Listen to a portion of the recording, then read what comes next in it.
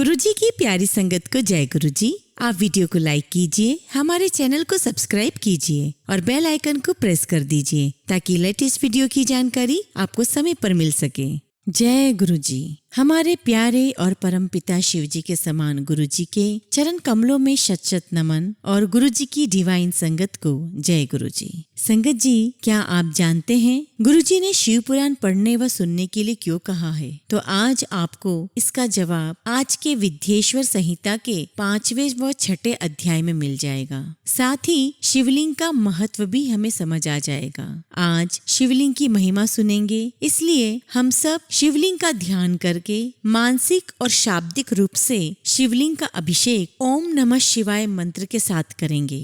ओम नमः शिवाय, ओम नमः शिवाय, ओम नमः शिवाय। 5वां अध्याय, शिवलिंग का रहस्य एवं महत्व। सूत जी कहते हैं, हे शौनक जी, श्रवण, कीर्तन और मनन जैसे साधनों को करना प्रत्येक के लिए आसान नहीं है। इसके लिए योग्य गुरु और आचार्य चाहिए। गुरु मुख से सुनी गई वाणी मन की शंकाओं को दूर करती है। गुरु मुख से सुने शिव तत्व द्वारा शिव के रूप स्वरूप के दर्शन और गुणानुवाद में रसानुभूति होती है। अर्थात संगत जी, एक गुरु ही हमें ईश्वर को प्राप्त करने में सही मार्ग प्रशस्त कर सकता है। और हमारे गुरु जी के मुख से हमने कई बार सुना है कि हमें शिव पुराण पढ़ना चाहिए। अर्थात हमारे गुरुजी ने हमारा मार्ग प्रशस्त किया है कि अगर हम शिव पुराण पढ़ते हैं और सुनते हैं तो निश्चित ही भोलेनाथ की, देवादिदेव महादेव की हमें कृपा प्राप्त होगी और तभी भक्त कीर्तन कर पाता है।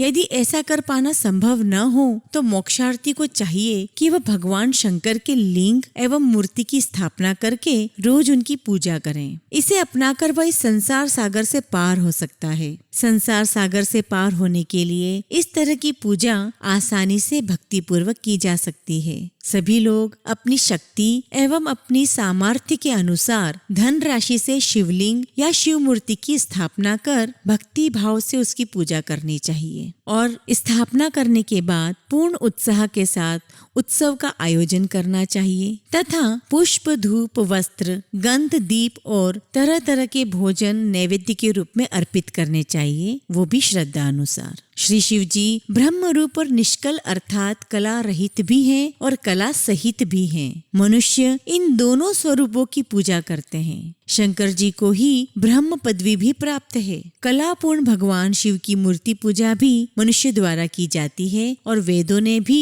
इस तरह की पूजा की आज्ञा प्रदान की है। अर्थात संगत जी कि हम शिव जी की दोनों तरीके से पूजा कर सकते हैं, लिंग स्वरूप में भी और मूर्ति स्वरूप में भी। अर्थात किसी और देवता को यह सम्मान प्राप्त नहीं है। सनत कुमार जी ने पूछा, हे नंदिकेश्वर, पूर्व काल में उत्पन्न हुए लिंग बेर अर्थात मूर्ति की उत्पत्ति के संबंध में आप हमें विस्तार से बताइए। नंदिकेश्वर ने बताया, मुनीश्वर, प्राचीन काल में एक बार ब्रह्मा और विष्णु के मध्य युद्ध हुआ तो उनके बीच स्तंभ रूप में शिवजी प्रकट हो गए। इस प्रकार उन्होंने पृथ्वी लोक का संरक्षण किया। उसी दिन से महादेव जी का लिंग के साथ साथ मूर्ति पूजन भी जगत में प्रचलित हो गया। अन्य देवताओं की साकार अर्थात मूर्ति पूजा होने लगी जो कि अभिष्ट फल प्रदान करने वाली थी, परंतु शिव जी के लिंग और मूर्ति दोनों ही रूप में पूजनीय हैं। 6ठा अध्याय, ब्रह्मा विष्णु युद्ध। नंदिकेश्वर बोले,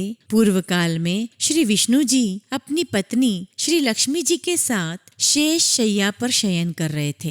तब एक बार ब्रह्मा जी वहां पहुँचे और विष्णु जी को पुत्र कहकर पुकारने लगे, पुत्र उठो, मैं तुम्हारा ईश्वर तुम्हारे सामने खड़ा हूँ। यह सुनकर विष्णु जी को क्रोध आ गया। फिर भी शांत रहते हुए वे बोले, पुत्र तुम्हारा कल्याण हो, कहो अपने पिता के पास कैसे आना हुआ? यह सुनकर ब्रह्मा जी कहने लगे, मैं तुम्हारा रक्षक हूँ, सारे जगत का पितामह हूँ, सारा जगत मुझ में निवास करता है। विष्णु जी ने कहा, तुम मेरी नाभि कमल से प्रकट होकर मुझसे ऐसी बात कर रहे हो? इस प्रकार दोनों में विवाद होने लगा। तब वे दोनों अपने को प्रभु कहते कहते एक दूसरे का वध करने को तैयार हो गए।